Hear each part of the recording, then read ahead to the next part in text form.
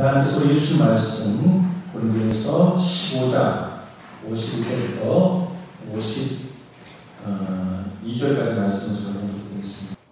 보라, 내가 너희에게 비밀을 말하노니 우리가 다 잠잘 것이 아니요 마지막 나팔에 순식간에 후련히 다 변화되리니 나팔 소리가 나매 죽은 자들이 썩지 아니할 것으로 다시 살아나고 우리도 변화되리라. 아멘. 하나님 아버지, 성경을 읽고 주님의 말씀이 선포될 때 주님께서 오늘 우리에게 말씀하시는 것을 기쁨으로 들을 수 있도록 주님 성령의 능력으로 우리 마음과 생각을 열어 주옵소서. 예수님의 이름으로 기도하옵나이다. 아멘. 할렐루야. 하나님은 살아계십니다. 어제나 오늘의 영원토록 동일하십니다. 하나님의 크신 은혜와 사랑이 언제나 여러분과 함께 하시길 주님의 이름으로 축복합니다. 경상도 할매 셋이 모여서 서로 이야기를 나누고 있습니다. 그 중에 한 할매가 이제 교회를 갔었는데 예수님이 십자가에서 죽었다는 그런 얘기를 들었습니다. 그래서 그 할매가 이제 이야기를 꺼냅니다. 어이, 예수가 죽었단다. 그러니까 그 말을 듣고 있던 다른 할매가 물었습니다. 와 죽었다 카드노? 그러니까 그 할매가 못에 찔려 죽었다 안 카나? 그러자 그 할매가 하는 말이 아휴 그 양반 머리 풀어 헤치고 다닐 때 알아봤다. 이렇게 얘기를 하는 겁니다. 그래서 아무 말도 하지 않고 있던 할매가 궁금해서 물었습니다. 어이 예수가 눕고? 그러자 교회 한번 갔다 온 할매가 대답합니다. 몰라. 우리 며느라가 아버지 했었는 거 보니까 사돈 양반인가 봐요. 이렇게 이제 이야기를 했습니다. 그러자 또 다른 할매가 예수가 죽었다고 하니까 혹시 문상은 갔는지 궁금했습니다. 그래서 어이 문상은 갔더나? 아니 안 갔다. 왜 안 갔노? 갈라켰더니 사흘 만에 살아났다 안 가나? 그런 이야기를 서로 주고받고 있는 겁니다. 여러분 예수님은 머리를 풀어 헤치고 다니던 정신병자라서 십자가에 못 박혀 죽은 것이 아닙니다. 예수님은 우리를 구원하러 오신 메시아이십니다.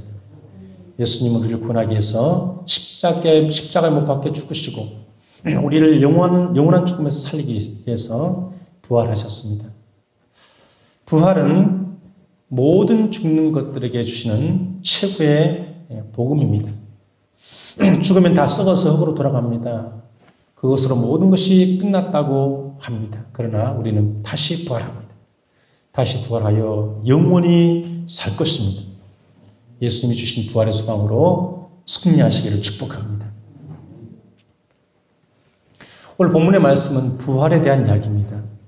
고린도 교회 교인들 중에 부활을 믿지 않는 사람들이 있었습니다. 그래서 사도 바울은 부활을 믿지 못하겠다는 고린도 교인들에게 부활에 관해서 자세하게 설명해 주고 있습니다. 사도 바울은 여러 도시를 다니면서 복음을 전했습니다. 한 곳에 머물러 있지 않냐고 여러 도시를 다니면서 복음을 전했기 때문에 바울이 복음을 전하면 믿는 사람들이 생겨났고 그 중에서 장로를 세우고 감독을 세워서 교회를 섬기게 하고 또 다른 도시로 떠납니다. 그래서 예수를 처음 믿는 사람들이 모여서 교회를 이루고 하나님을 섬기는데 바울이 전한 복음을 따라서 예수를 믿고 하나님을 섬기는 사람도 있지만 자기가 지금까지 믿어왔던 다른 신들을 섬기는 것이 몸에 배어 있어서 다른 신을 섬기듯이 하나님을 잘못 섬기는 사람들이 있었습니다. 가뜩이나 바울이 복음을 전했던 이 고린도 지역은 그리스 철학이 지배하고 또 이방 신전들이 창궐했던 지역입니다. 당시에 고린도 지역에는 큰 신전만 12개나 있었다고 합니다. 그 중에 아프로디테 신전 같은 경우에는 1000명의 여사제들이 있었는데요. 말이 여사제이지 성창, 즉 거룩한 창녀라고 불리는 종교적인 창녀들이었습니다. 이 아프로디테 신전에 성창들이 1000명이나 있었다는 것은 그 신전이 얼마나 큰 신전이었는가 하는 것을 잘 보여주고 있습니다. 이처럼 고린도는 이방신들을 섬기는 중심 도시였고 그리스 철학이 흥황하던 그런 도시였습니다. 이런 도시였기 때문에 바울 사도가 전한 복음을 듣고 예수를 믿기 시작했지만 계속해서 바울 사도가 그 고린도 교회에 머물면서 가르치지 못하고 바울은 또 다른 도시로 가서 복음을 전했기 때문에 바울이 그 짧은 시간에 전했던 복음을 듣고 복음의 모든 것을 다 알 수는 없었던 것입니다. 그래서 바울이 전한 복음과 다른 복음이 전해지기도 하고 시간이 지나면서 이단들이 교회에 들어오기도 합니다. 그러면서 고린도 교회에 부활을 믿지 않는 사람들이 생겨나기 시작했던 것입니다. 그래서 바울은 부활에 대해서 자세하게 가르쳐야 할 필요를 느꼈습니다. 그래서 바울이 먼저 오늘 고린도전서 15장에 보면 내가 너에게 전한 복음을 너에게 알게 하기 위해서 이 편지를 썼다고 이야기하면서 이렇게 말합니다. 너희가 만일 내가 전한 그 말을 굳게 지키고 헛되이 믿지 아니하였으면 그로 말미암아 구원을 받으리라 그렇게 말합니다. 지금 자신이 전한 이 부활의 복음이 구원의 문제와 직결되어 있다는 것을 말합니다. 바울이 전한 말 그것이 바로 복음인데 그 복음을 굳게 지키고 헛되이 믿지 아니하면 구원을 받는다고 하면서 다시 한번 바울이 전한 복음을 전합니다. 이 바울이 전한 복음은 예수님께 받은 것인데요. 그 내용은 성경대로 그리스도께서 우리 죄를 위하여 죽으시고 장사 지낸 바 되었다가 성경대로 사흘 만에 다시 살아났다는 그런 말씀입니다. 바울이 전한 복음은 그 핵심이 두 가지인데 첫 번째는 예수님께서 성경대로 우리 죄를 위해서 죽으시고 장사 지낸 바 되셨다는 것입니다. 예수님께서 십자가에서 죽으신 것은 로마의 반란을 꾀하다가 십자가에 처형당한 것이 아니라 성경에 예언된 대로 예수님께서 우리의 죄를 담당하셔서 우리 죄를 대신 지시고 우리 대신 죽으셨습니다. 그리고 무덤에 장사되셨습니다. 그리고 두 번째는 성경대로 사흘 만에 다시 살아났다는 것입니다. 예수님께서 죽은 자 가운데서 다시 살아나신 것은 성경에 예언된 말씀입니다. 구약 성경에서 예수님께서 다시 살아나실 것을 예언하셨는데 그 예언대로 예수님께서 부활하셨습니다. 바울이 고린도 교회에 하고 싶은 말은 바로 이 부활인데요. 바울이 전한 복음의 핵심이 바로 예수님의 죽으심과 부활이라는 것입니다. 그렇기 때문에 부활을 믿지 않는 것은 바울이 전한 복음을 믿지 않는 것이기 때문에 구원받을 수 없다는 것입니다. 그래서 부활신앙이 중요합니다. 예수님께서 나의 죄를 위해서 죽으시고 부활하셨다는 것을 믿을 때에 구원받을 수 있는데 예수님의 부활을 믿지 않으면 구원받을 수 없습니다. 그래서 바울은 예수님의 부활은 역사적인 사실이라는 것을 설명합니다. 예수님의 부활을 목격한 사람이 많다는 것을 이야기합니다. 어떤 사실을 확정할 때에 목격자의 증언은 결정적인 단서가 됩니다. 그래서 성경에서는 2명의 이상의 증인이 증언하면 그것을 참으로 받아 주었습니다. 그래서 바울은 예수님의 부활을 목격한 사람들을 열거하죠. 먼저 게바 즉 베드로에게 보이시고 그 후에 12제자에게 보이시고 그 후에 500명 형제에게 일시에 보이셨는데 이 500명 중에 바울이 지금 이 고린도 교회에 편지를 쓰고 있는 이때까지 지금도 대다수가 살아있고 어떤 사람은 죽었다 그렇게 말합니다. 그리고 예수님의 동생 야고보에게 보이셨고 또 모든 사도에게 보이셨고 맨 나중에는 만삭되지 못하여 난자와 같은 자기에게도 보이셨다고 증언을 합니다.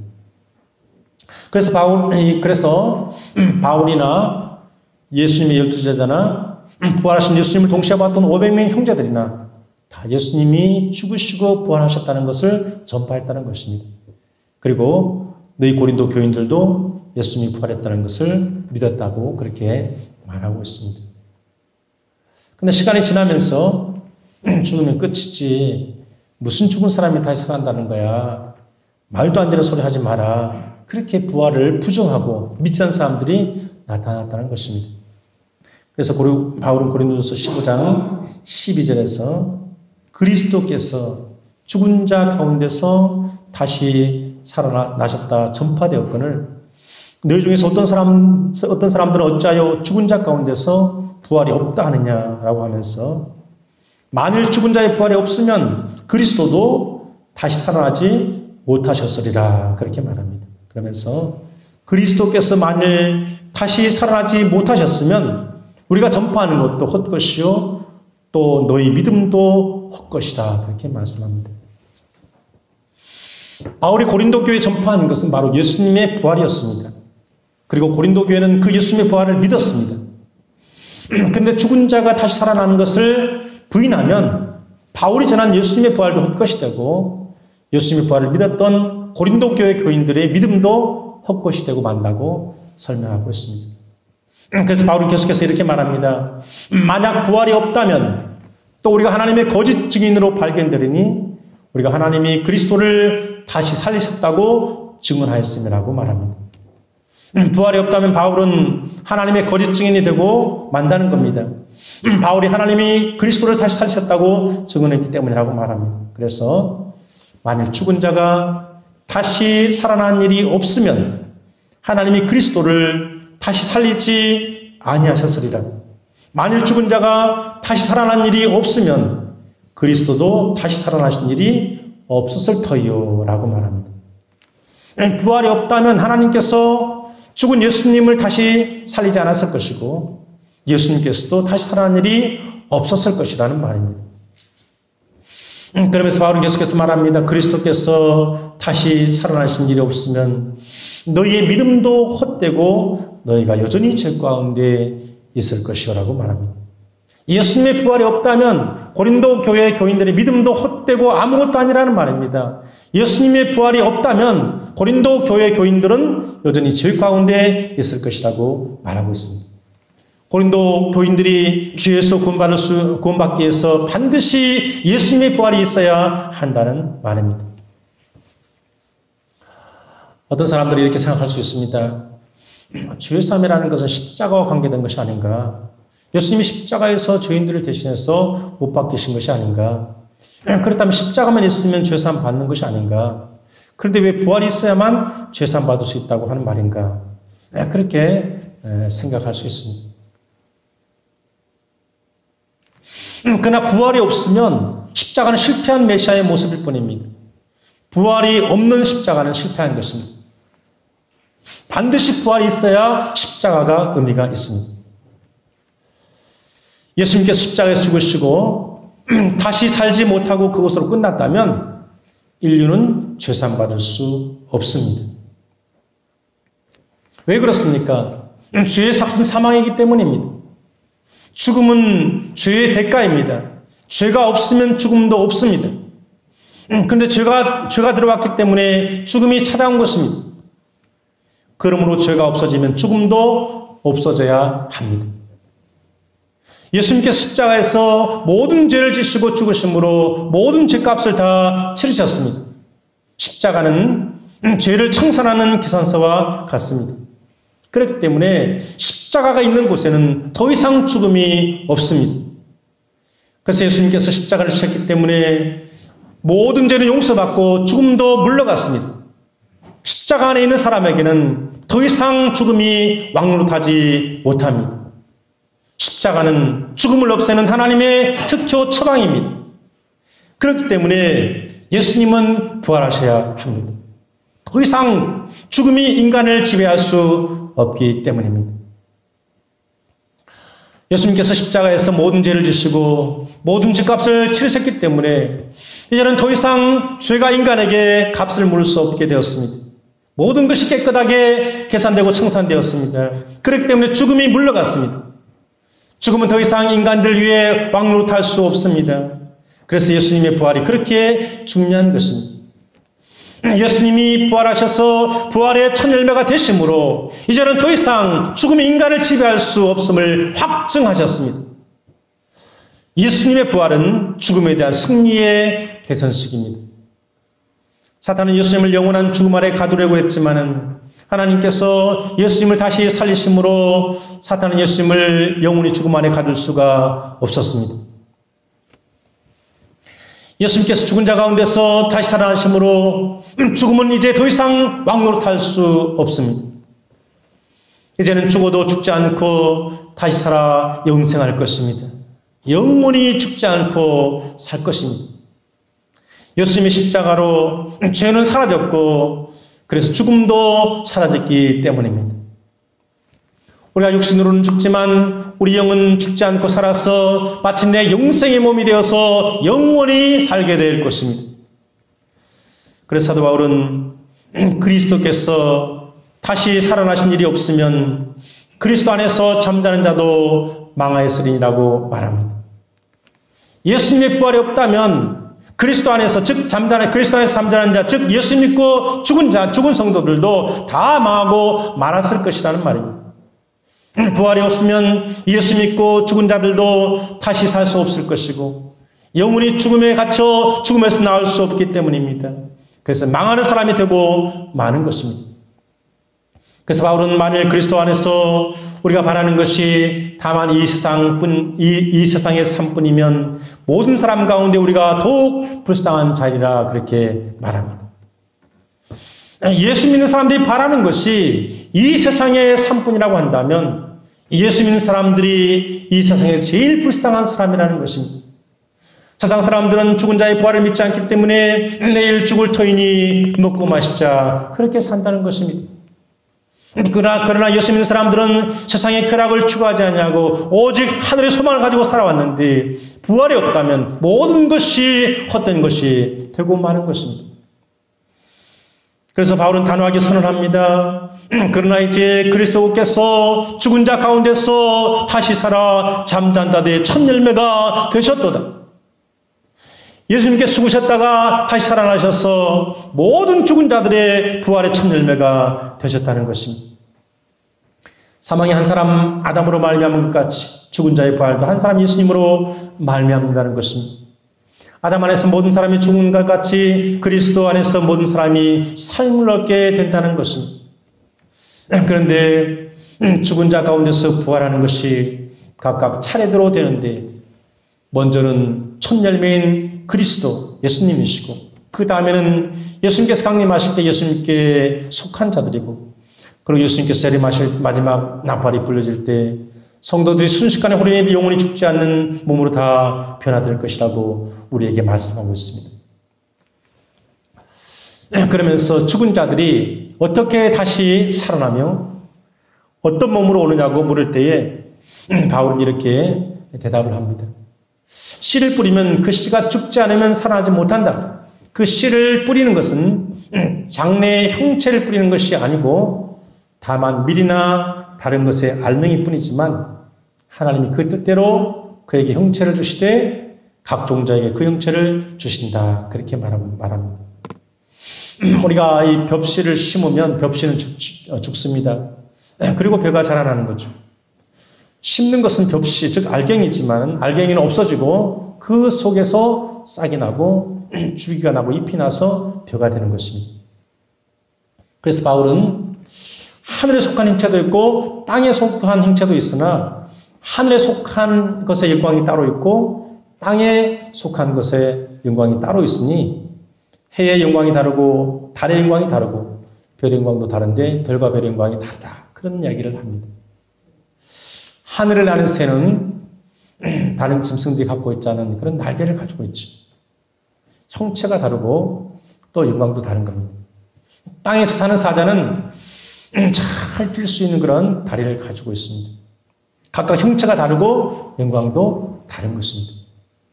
그러면서 죽은 자의 부활도 그와 같으니 썩을 것으로 심고 썩지 아니할 것으로 다시 살아나며 욕된 것으로 심고 영광스러운 것으로 다시 살아나며 약한 것으로 심고 강한 것으로 다시 살아나며 육의 몸으로 심고 신령한 몸으로 다시 살아나나니 육의 몸이 있은즉 영의 몸이 있느니라. 그렇게 우리에게 설명해주고 있습니다.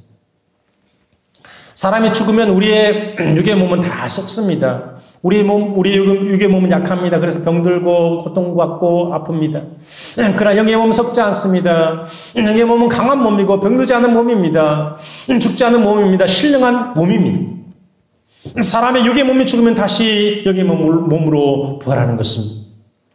그래서 바울은 첫사람은 세상에서 났으니 흙에 속한 자이거니와 둘째 사람은 하늘에서 나셨느니 무릇 흙에 속한 자들은 저 흙에 속한 자와 같고 무릇 하늘에 속한 자들은 저 하늘에 속한 이와 같으니 우리가 흙에 속한 자의 형상을 입은 것 같이 또한 하늘에 속한 이의 형상을 입으리라고 말합니다. 첫사람 아담은 땅의 흙을 가지고 만들었습니다. 곧 땅에 속한 사람이고 우리 이 세상의 땅에 있는 그런 형체를 가진 사람이죠. 그러나 둘째 사람 예수님은 하늘에서 오셨습니다. 그렇기 때문에 우리가 부활한 후에는 예수님처럼 영의 몸을 입게 될 것입니다. 그래서 바울은 혈과육은 하나님 나라를 이어받을 수 없고 또 썩는 것은 썩지 아니하는 것을 유업으로 받지 못하느니라고 말합니다. 우리가 지금 입고 있는 이 육의 몸으로는 하나님의 나라를 이어받을 수가 없고 또 썩는 몸으로는 썩지 아니하는 하나님 나라를 유업으로 받을 수 없다고 말합니다. 하나님의 나라는 영의 몸을 가지고 들어가게 될 것입니다. 우리의 육의 몸이 죽으면 우리는 다시 부활할 때는 썩지 않고 영광스럽고 강한 영의 몸으로 부활하여서 그 영의 몸으로 하나님 나라에 들어가서 하나님 나라를 유업으로 받게 될 것입니다. 그래서 바울은 만세전부터 감추온 비밀을 가르쳐줍니다. 그 비밀은 이것입니다. 우리가 다 잠잘 것이 아니요 마지막 나팔의 순식간에 우리는 다 변화되리니 나팔 소리가 나매 죽은 자들이 썩지 아니할 것으로 다시 살아나고 우리도 변화되리라 그렇게 말씀합니다. 우리가 다 잠잘 것이 아니라는 말은 신약 성경에서 잠잔다는 말은 죽음을 말합니다. 우리가 다 죽어서 그저 영혼이 없어지는 그런 존재가 아니라는 거죠. 마지막 나팔 요한계시록에 보면 6인과 7인과 7 나팔과 7 대접으로 역사가 진행된 것을 우리에게 보여줍니다.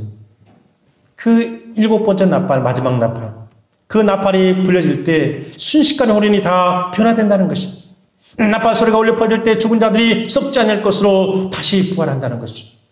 그리고 살아있는 우리도 변화된다. 육의 몸이 영의 몸으로 변화된다는 것입니다. 그래서 우리가 공중으로 들림받고 주님을 영접하게 될 것입니다. 그래서 이 썩을 것이 반드시 썩지 않을 것을 입겠고 이 죽을 것이 죽지 않음을 입을 때는 사망을 삼키고 이기라고 기록된 말씀이 이루어지라고 말씀하고 있습니다. 그래서 바울은 사망에 대한 승리의 계가를 부릅니다. 사망아 너의 승리가 어디 있느냐? 사망아 내가 쏘는 것이 어디 있느냐? 저 사망이 쏘는 것은 죄요 죄의 권능은 율법이라. 우리 주 예수 그리스도로 말미암아 우리에게 승리를 주시는 하나님께 감사하노니라고 말하면서 승리의 계가를 부릅니다. 우리는 이제 더 이상 사망이 승리할 수 없다는 것입니다. 죽음은 부활 앞에서 무릎을 꿇을 수밖에 없습니다. 우리가 부활하여서 영생하게 되면 죽음은 영원한 불못에 던져져 폐기처분되고 말 것입니다. 그래서 사망이 쏘는 것이 없어집니다. 사망이 지금까지 얼마나 많이 우리를 괴롭혔습니까? 바늘로 쏘듯이 채찍으로 때리듯이 사망이 우리를 괴롭혀왔습니다.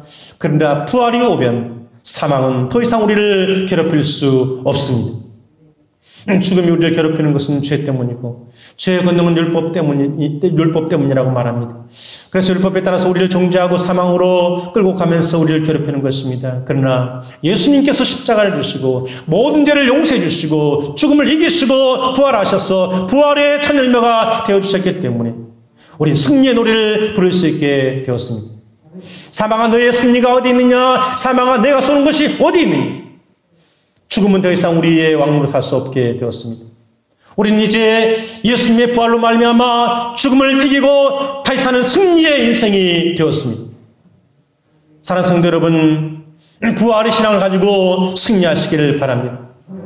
죽음은 더 이상 우리의 왕노릇 할 수 없습니다. 이제 담대하게 승리를 선포하십시오. 사망아 내 승리가 어디 있느냐? 사망아 내가 쏘는 것이 어디 있느냐? 우리는 예수님이 주시는 부활로 사망을 이겼다. 죽음은 더 이상 우리를 괴롭힐 수 없다. 우리는 이제 영원히 사는 영생의 사람이 되었다.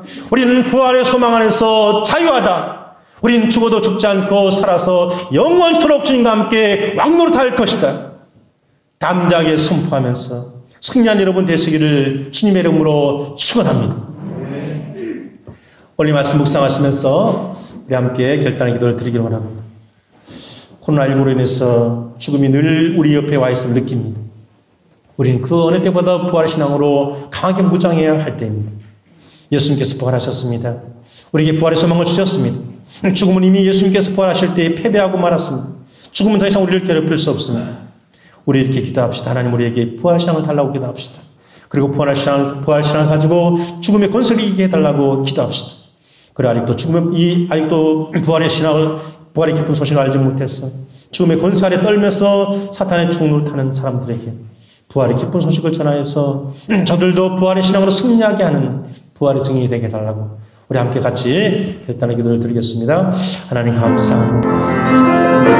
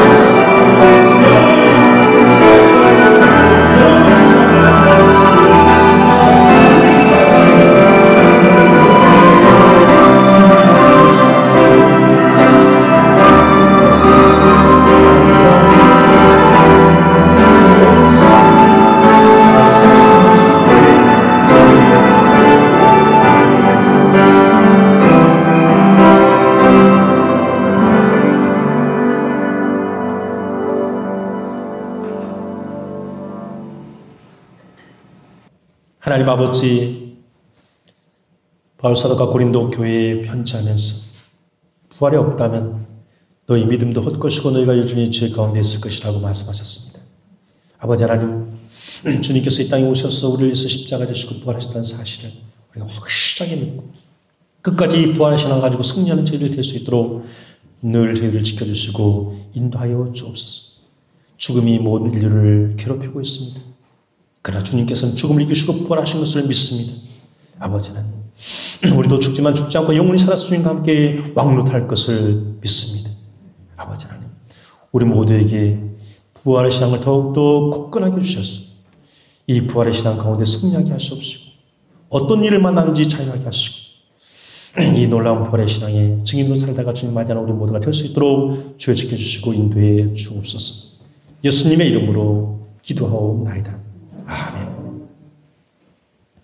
우리 다 일어나서 찬송가 161장 찬송하겠습니다.